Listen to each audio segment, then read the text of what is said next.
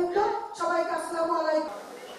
সমগ্র কিছু কিছু রাজনৈতিক দল ইসলামকে বিক্রি করে বলে যে অমুক দল করলে নাকি দেশকে চলে যাবে।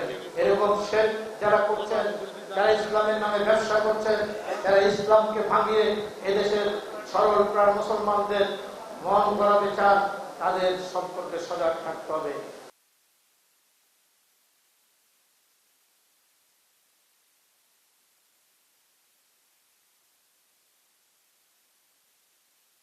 সবাই মিলে যে কষ্টটা করছি যে সঠিক নেতৃত্ব যেন উঠে আসে। আপনারা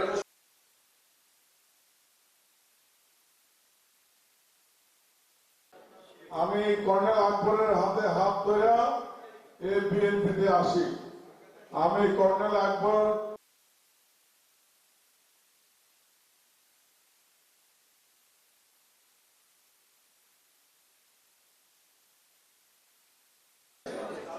কারণ এমন কোনো কাজ করা যাবে না যে কারণে একটা কর্মী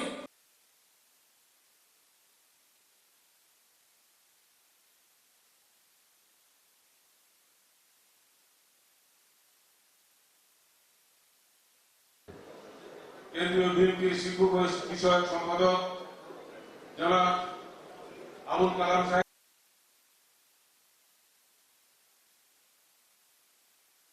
والزيتون وطور سينين وهذا আগামী দিনের প্রধানমন্ত্রী দেশনায়ক তারেক রহমান সাহেব বাংলাদেশে আসেন।